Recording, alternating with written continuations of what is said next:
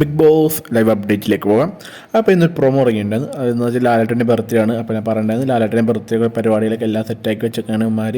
എല്ലാ അടിപൊളി പരിപാടിക്കും എന്താണ് പ്രാക്ടീസിൽ പറഞ്ഞിട്ടുണ്ടായത്. അപ്പോൾ ഇന്ന് ലാലേട്ടൻ്റെ ബർത്ത്ഡേ, ഹാപ്പി ബർത്ത്ഡേ ലാലേട്ട.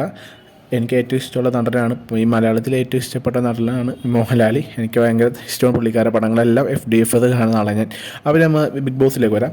അപ്പോൾ അതിൽ എന്താണ് ഓരോ ഗ്രൂപ്പായിട്ട് ഓരോ ടീം ഡുവറ്റ് പോലെ ഓരോരുത്തർ ഡാൻസ് കളിക്കുന്നുണ്ട്. ഫസ്റ്റ് അർജുനും ശ്രീതു, പിന്നെ സിജോവും ജാസ്മീനും, അപ്സര, ജിൻഡോ, പിന്നെ നമ്മുടെ നോറ ഒറ്റക്കാട് സിംഗിളാണ് കളിക്കണം. പക്ഷേ അടിപൊളി ഡാൻസ്, എല്ലാം അടിപൊളിയായിട്ട് പോകുന്നുണ്ട്. പക്ഷേ എനിക്ക് അവിടെ നെഗറ്റീവായിട്ട് തോന്നിയത് ഇത് വേണ്ടായിരുന്നു. ഈ ഡ്രസ്സ്, മോഹൻലാലിനെ ഫോട്ടോ ഒട്ടിച്ച ഡ്രസ്സ് കാണുമ്പോൾ അവർക്ക് സ്നേഹം എല്ലാം കൊണ്ടായിരിക്കാം. പക്ഷേ ആ ഡ്രസ്സ് വേണമെന്ന് വെച്ചാൽ നമുക്ക് അവരുടെ നോർമൽ ഡ്രസ്സ് തന്നെ മതിയായിരുന്നു. നാച്ചുറലായിട്ടുള്ള അവരുടെ തന്നെ സെലക്റ്റീവ് ഡ്രസ്സായി മതിയായിരുന്നു. വെച്ചാൽ കാണുമ്പോൾ ഒരു ഇച്ചിരി കൂടി ഇമ്പ്രസ് ആവും.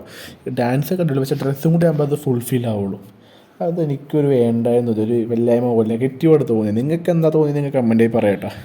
എനിക്ക് തോന്നിയ കാര്യം ഞാൻ പറഞ്ഞത്, ആ ഡ്രസ്സ് ഇവർ നോർമൽ ഡ്രസ്സാണ് കാണുമ്പോൾ കുറച്ചും കൂടി ബ്യൂട്ടി ആയി പോയി. നല്ല കണ്ടുകൊണ്ടിരിക്കാനും കുറച്ചും കൂടി ഇൻട്രസ്റ്റ് ഉണ്ടാവും. ഈ എല്ലാവരും ഓരോ ഡ്രസ്സാകുമ്പോൾ ആ ഫോട്ടോ കൂടി അടിച്ചുമ്പോൾ ഒരു ഭംഗിയില്ല. ഇപ്പോൾ പെരുന്നാളിൽ വന്നപ്പോൾ ഡാൻസ് അടിപൊളി, വിഷു ഓരോ പരിപാടിയും ഓരോ പ്രോഗ്രാമും ഒരു അടിപൊളി വെക്കുന്നുണ്ട്. അത് ഡ്രസ്സും കൂടി വരുമ്പോഴാണ് നല്ല ഭംഗി വരുന്നത്. പക്ഷേ ഇത് ഇതായി പോയിച്ച്. ഒരു അടിപൊളി ഡ്രസ്സൊക്കെ ആണെങ്കിൽ അടിപൊളി ചെയ്യാൻ കേട്ടോ.